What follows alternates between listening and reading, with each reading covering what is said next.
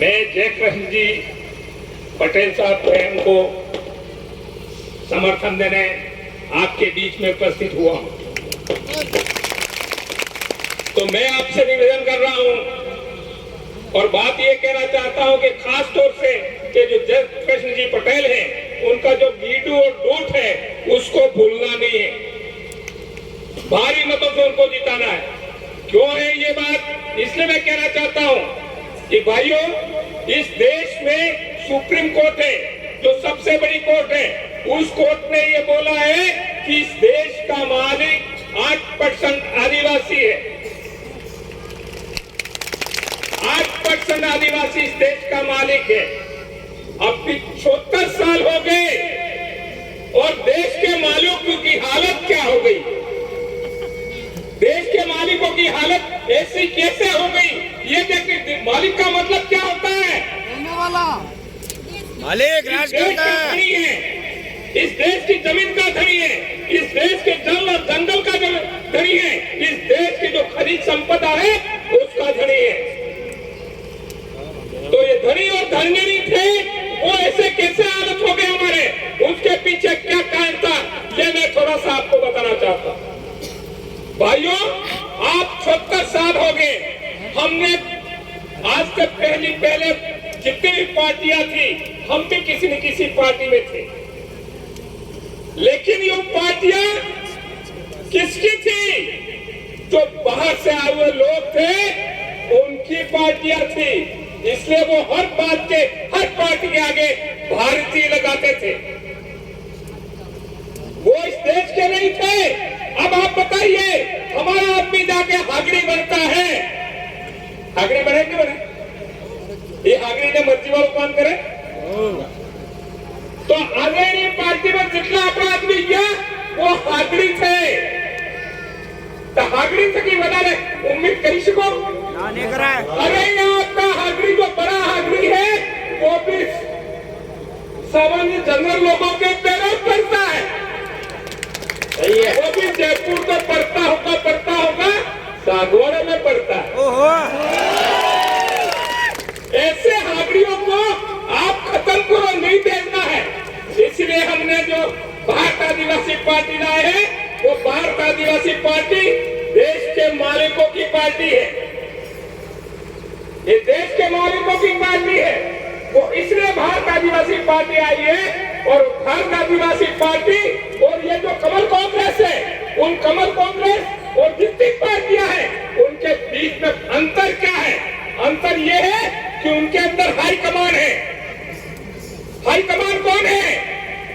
जो लोग मेहनत नहीं करते हैं, करोड़पति हैं, लुटेरे हैं, चोर हैं, वो हाई कमान है। और हमारी पार्टी में, भारत आदिवासी पार्टी में हाई कमान कौन है? आम जनता है, वो हाई कमान है। आम जनता है, उसको पावर दिया है भारत आदिवासी पार्टी ने कि वो सिलेक्शन करेगा। वो आप करोगे, इलेक्शन भी आप करोगे और सिलेक्शन भी आप करोगे।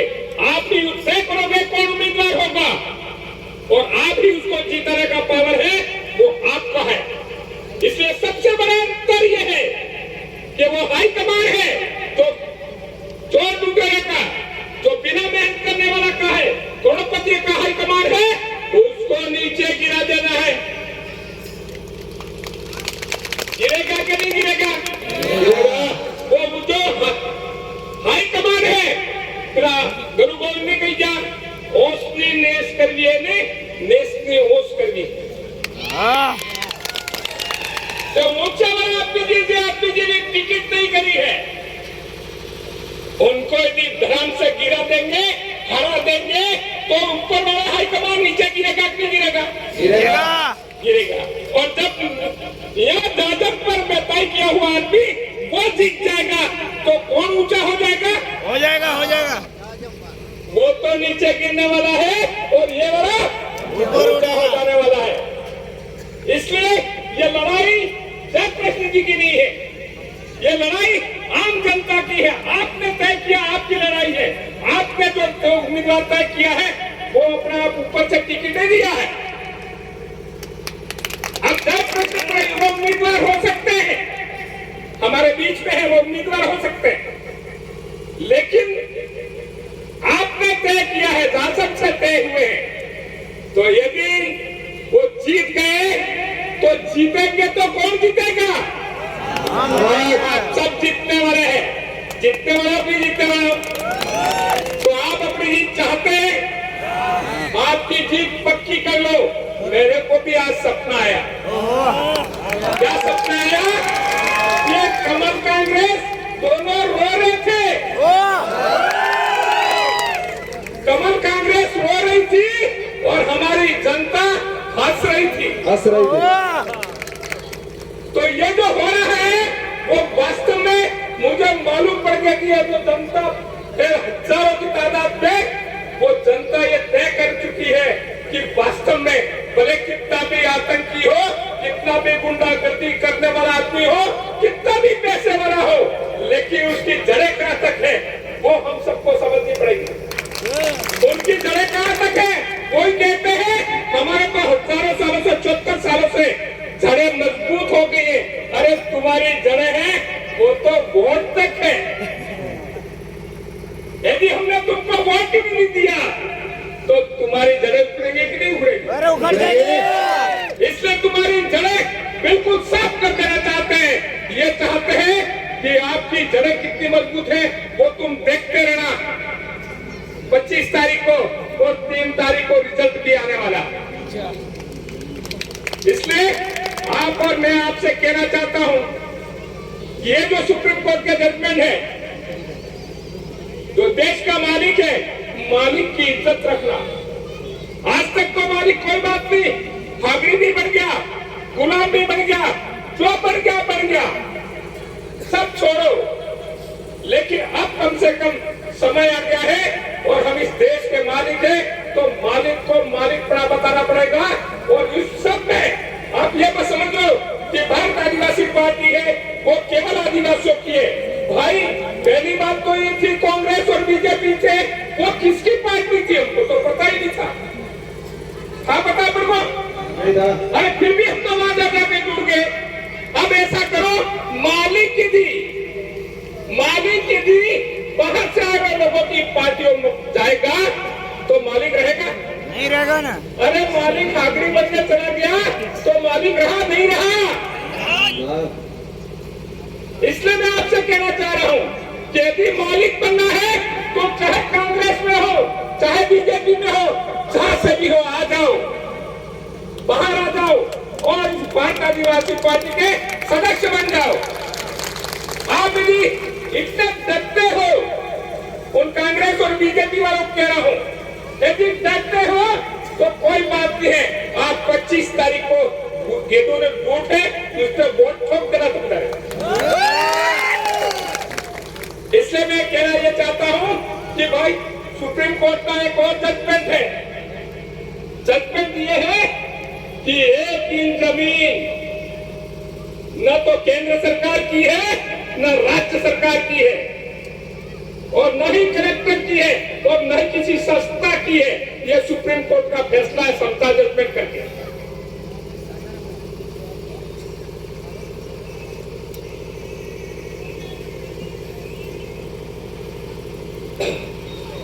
जब 1 इंच जमीन नहीं है तो ये जमीन किसकी है? मालिकों की। देश के मालिकों की जमीन है, इस देश के मालिकों की जमीन है। लेकिन मालिक ही हागरी बन गया तो फिर क्या होगा? इसलिए हम कहना चाहते हैं कि आप कांग्रेस बीजेपी को छोड़ के आ जाइए भाइयों, और हमारी सबसे ज्यादा जिम्मेदारी जो नौजवान है उनकी है जिम्मेदारी। क्योंकि आप अभी हमारे उम्मीदवार भी कह रहे थे 1 पीढ़ी तो चली गई, तो कितना हुआ? ये 76 साल हुए, मेरा 69 चल रहा है। इसका मतलब मैं भी उस जो 1 पीढ़ी चलेगी उसमें था, इंतजार में कि अच्छे दिन आएंगे। कांग्रेस में भी होगा, बीजेपी में होगा, अच्छे दिनों के इंतजार में हमारी 1 पीढ़ी खत्म कर दी। अब आप समझ लीजिए, आपका इतना बड़ा सौभाग्य है कि आप भारत आदिवासी पार्टी पहले आनी चाहिए थी। लेकिन समय से पहले नहीं होता है। अब हमने देखा है कि जो मान घटना हमारे शहीद हुए, ये जो हमारे पूर्वज है, उन पूर्वजों का खून हमारे अंदर है कि नहीं है? आप ये मत समझना कि ये जो करवा रहा है वो कोई दूसरा करवा रहा है। हमारे पूर्वजों का खून करवा रहा है। हमारा पूर्वजों का खून अब तैयार हो गया है कि बहुत बदलाव है, बहुत चुका है हमने, बहुत गुलामी करी, बहुत अत्याचार सहे, बहुत कुछ किया, लेकिन अब हम अत्याचार नहीं सहने वाले हैं भाइयों। इसलिए मैं कहना चाहता हूं आपसे, क्योंकि समय भी कम है, लेकिन मैं आपको बताना चाहता हूं कि एक भारतीय आदिवासी पार्टी है और गैरों की जो पार्टियां हैं उसके अंदर जो फर्क है, आपने समझा होगा कि हमारा एसटी, एससी, ओबीसी, माइनॉरिटी, इन सबको एक मंच पे होना चाहिए। लेकिन अभी भी कुछ लोग ऐसा सोच रहे हैं, लेकिन हमारे पूर्वज राजा महाराजा थे, राज करने वाले घराना थे। आप ये मत समझो, और हम जितने आदिवासी न्यायप्रिय हैं उससे कोई ज्यादा न्यायप्रिय हो नहीं सकता है। इसलिए हम कहना चाहते हैं कि भारत आदिवासी पार्टी बनाई है, उस भारत आदिवासी पार्टी को आप ये मत समझिए कि आदिवासियों की पार्टी है। लेकिन एक बात समझ लीजिए, हम इस देश के मालिक हैं, इस देश की जमीनों के मालिक हैं।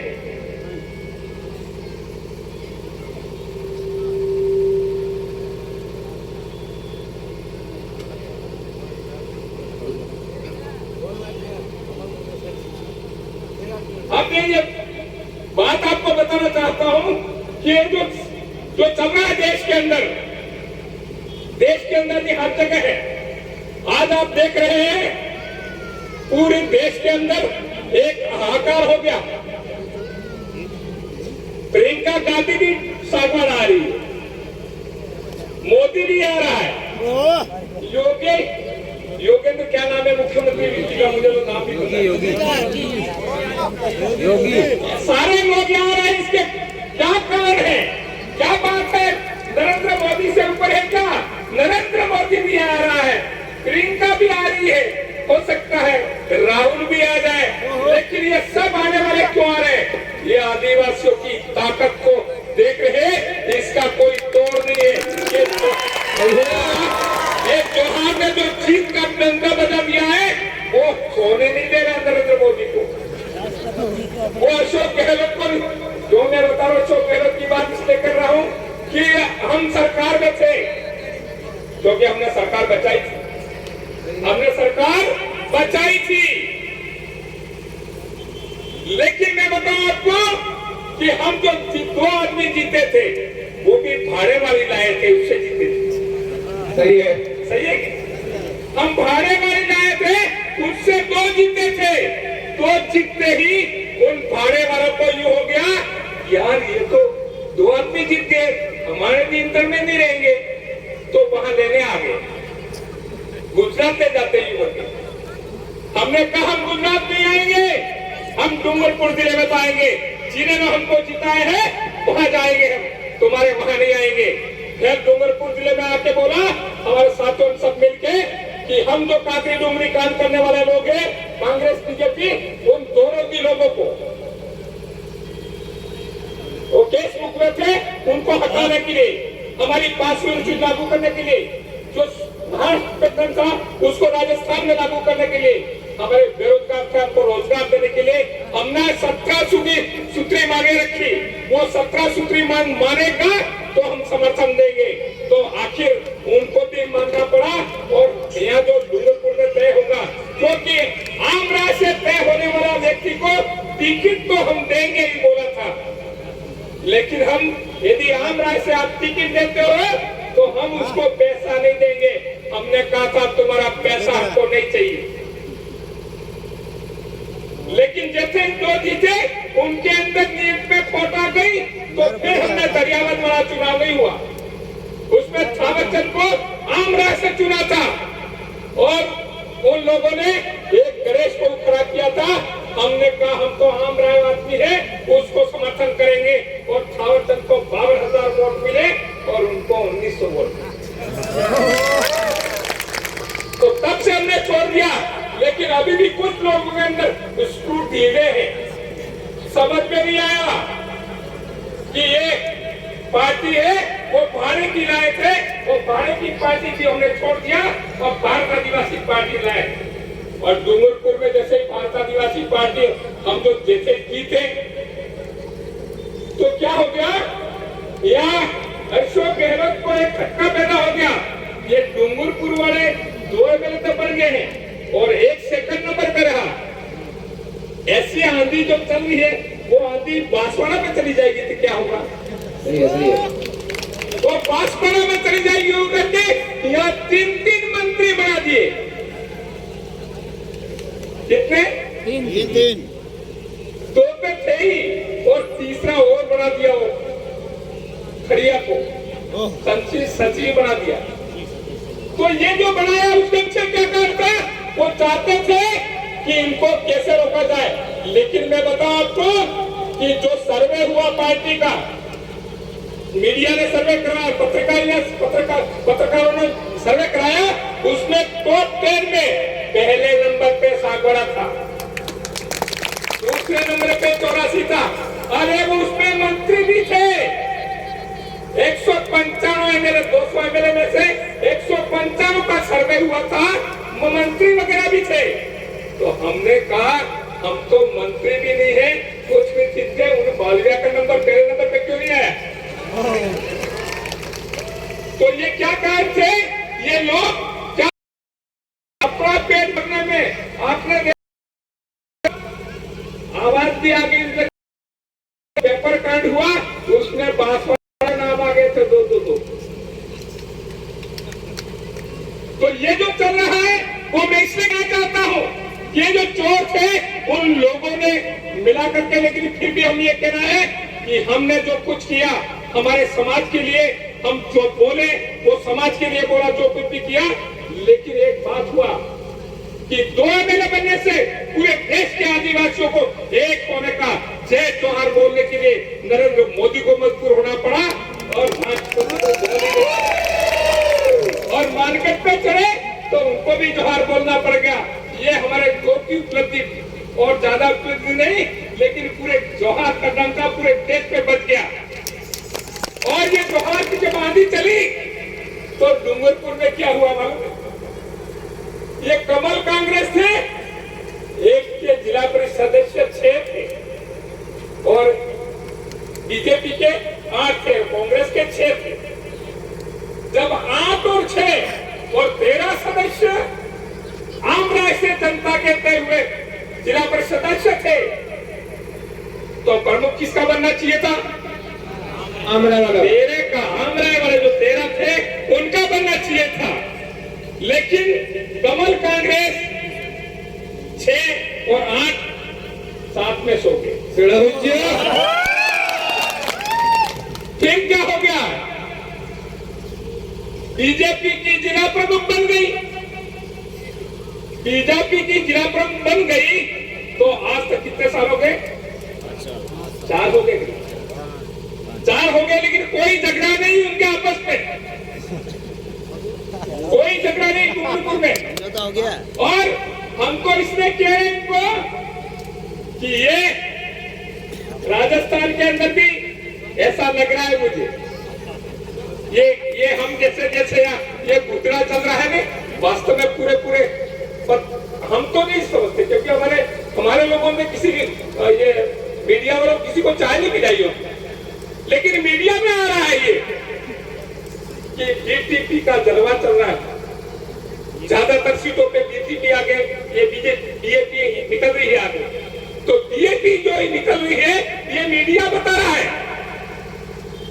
तो इनके अंदर खरबरिया शुरू होगी अभी कि क्या करेंगे, कैसे होगा ये। लेकिन आपने अभी बोला कि हम निश्चित रूप से इतने मजबूत हो गए, ये शेड्यूल एरिया में सबसे ज्यादा ताकतवर हमें और जीतने वाले भी हैं।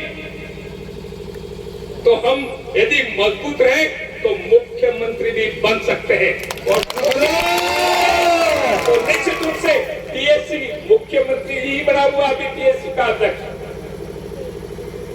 तो टीएससी का अध्यक्ष भी हम बनेंगे।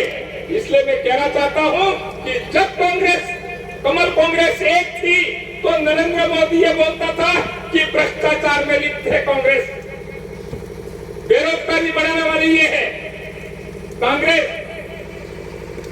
अत्याचार करने वाली है। वास्तव में दोनों ही है अत्याचार करने। एक तो देखा होगा आपने कि कन्हैयालाल भील था, उसको मार दिया, आज तक कुछ नहीं हुआ।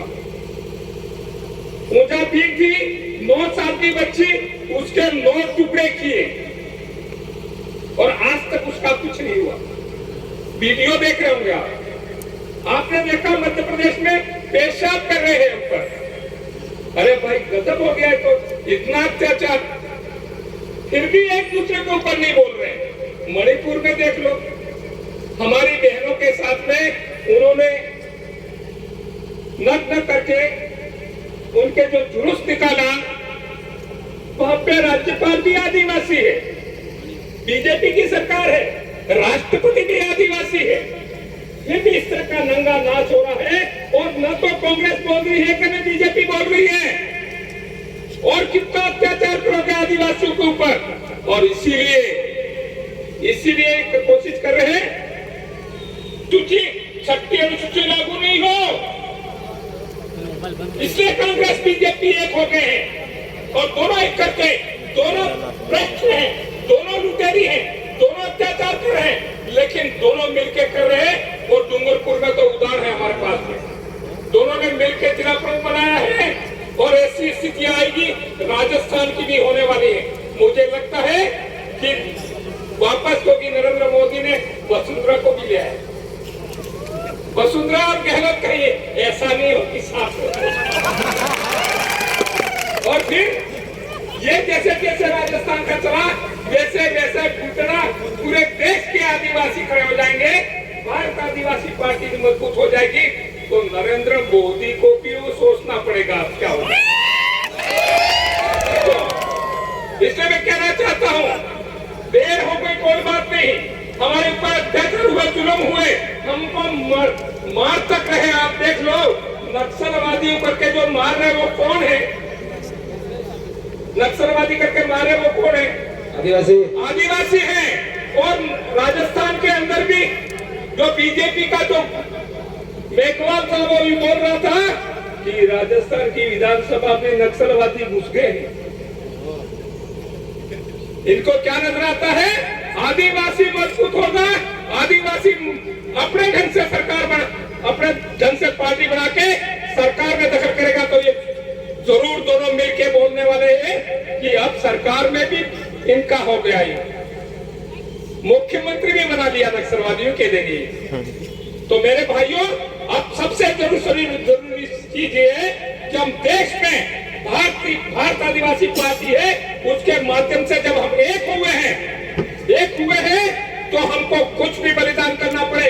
अब तो बलिदान वाली बात नहीं रही, हमारे पूर्वजों ने अपना बलिदान दे चुके हैं, हम बलिदानों की पार्टी हैं।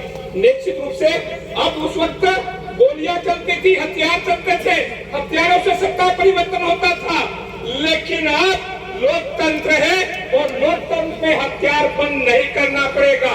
क्या करना पड़ेगा? ये जो 25 तारीख आ रही है, उस पे वोट जो गिरो और डोट है, उस पे दबा दो। आप तो उस एक वोट से सरकार बदल जाएगी। बदलेगी कि नहीं बदलेगी? तो हमारे ऊपर जो अत्याचार हुए हैं, उन सारों का बदला 25 तारीख को लेना है। 25 तारीख को लोगे कि नहीं लोगे? आप सब यहाँ बैठे हुए हाथ खड़े करके बताइए मुझे कि पूरे हम खुद ही नहीं, हमारे सगा समान हाथ पास के खबर है, उन सबको हम मोबाइल के माध्यम से सबको सूचना करेंगे। सब आप भारत आदिवासी पार्टी में आ जाओ, आते नहीं हो आप सोच लो, हमारे समाज की पार्टी, समाज के खिलाफ मत जाना, समाज का नुकसान मत करना। आप जरूर एक वोट देके आप आइए। आप जो लोग, मुझे लगता है कुछ लोग कमल कांग्रेस के अलावा भी कुछ लोग होंगे यहाँ पे उम्मीदवार होंगे, उनको बोल दीजिए आप समाज का वोट बिगाड़िए मत, आ जाइए आप साथ में। आप यदि बोल दोगे, मन से बोल दोगे कि हमको वोट मत देना, भारत आदिवासी पार्टी को देना, ये आप ऐलान करवा दो, वो बोल देंगे, निश्चित रूप से लोग इतने तैयार हो गए हैं कि उनको वोट नहीं देने वाले हैं। इसलिए मैं फिर भी ऐलान कर रहा हूं आपसे बीच में कि चाहे वो माने नहीं माने, आप अपील कीजिए, लेकिन इन कांग्रेस और बीजेपी और जो अन्य लोग हैं, किसी को वोट नहीं करना है, किसी को वोट नहीं करना है। केवल भारत आदिवासी पार्टी है, हमारे जय कृष्ण जी पटेल है, उनको टूट और जीते पे वोट करके उनको भारी मतों से जिताना है। और मेरा सपना जो है, उस सपने में आज मैं आपको बता रहा हूँ, वो सपना ही नहीं है। मैं आप सबके अंदर देख रहा हूँ कि आपके अंदर जो जज्बा है, उससे मैं लिख के दे रहा हूँ स्टैम्प पे कि आप निश्चित रूप से 3 तारीख को रिजल्ट आएगा, उस पे हम सब जीतने वाले हैं। जीतने वाले हैं तो मैं आभार धन्यवाद देने के लिए वापस हम आएंगे आपके पास।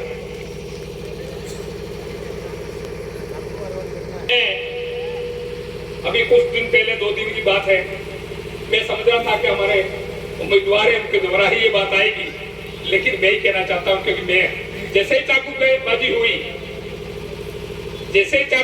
दूसरे दिन में आया, मेरा सीधा गया घटनास्थल पे जाना था मेरे को, लेकिन घटनास्थल पे सुना कि हमारा जो भाई था भरत नाम था ना, भरत भाई था, वो अस्पताल में भर्ती थे, इसलिए वहां ने जाके सीधा थानेदार को जाके पकड़ा। मेरा क्या बात है, कैसे घटना हुई, तो क्या किया, वो पहले ही बोलने लग गया कि साहब मैंने उसको गिरफ्तार कर लिया, मैंने अब तक देखा नहीं वहां जाके, मैंने जांच नहीं करी है, बयान वगैरह नहीं लिए, लेकिन मैंने उसको गिरफ्तार कर लिया। मेरे ऊपर किसी का दबाव नहीं है, पहली बार बोल रहा था, मेरे ऊपर किसी का दबाव नहीं है और मैं पूरी ईमानदारी के साथ न्याय करूंगा और कहीं भी गलत आपके पास शिकायत नहीं आने दूंगा। तो भाइयों, मैं आपसे कहना चाहता हूं कि इस तरह के हो सकता है वो भी गुलामों के गुलाम है, वो भी गुलामों के गुलाम है निश्चित रूप से।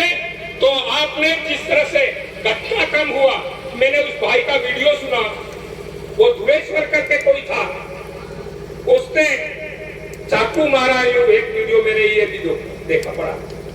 तो वास्तव में इस तरह की घटना हुई है तो निंदनीय है, और उसके खिलाफ में उससे जितने संबंधित लोग हैं कांग्रेस के, और जो कांग्रेस के जो उनके नेता हैं, उन नेता तक को बुलाना चाहिए, उनका बयान लेना चाहिए कि क्या बात है तुम्हारे, किस बयान की वजह से ये घटनाक्रम हुआ। इसलिए मैं कहना चाहता हूं कि सारे लोगों को गिरफ्तारी करके उनको बुला करके उनका एक्शन लेना चाहिए, उनके खिलाफ एक्शन लेंगे निश्चित रूप से, मुझे मालूम है। लेकिन आप सबसे कहना चाहता हूं कि बागीदरा में जिस तरह से गुंडाराज चल रहा है, तभी तो आप सब खड़े हुए हो, इस तरह का आतंक है तभी तो खड़े हुए।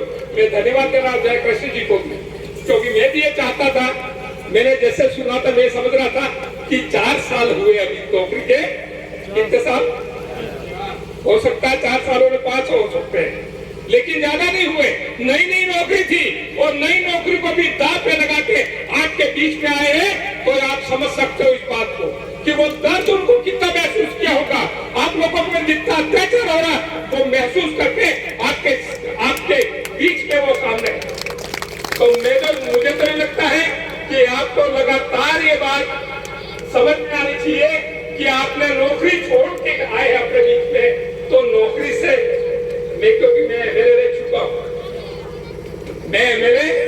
चुका हूं, इसलिए इतना बड़ा कुछ नहीं होता है वहां कि नौकरी छोड़ करके सेवा में आए, लेकिन बहुत बड़ी बात है नौकरी छोड़ के आपके बीच में सेवा, आपकी सेवा के लिए आपके पर अत्याचार हुए, वो दर्द महसूस करके आपके साथ में आए हैं, तो उनको वास्तव में भारी बहुमत से यदि मेरा वोट मेरे को भी देने मिलता है यहाँ पे बागीदरा में, तो मैं भी जय कृष्ण जी को वोट देता।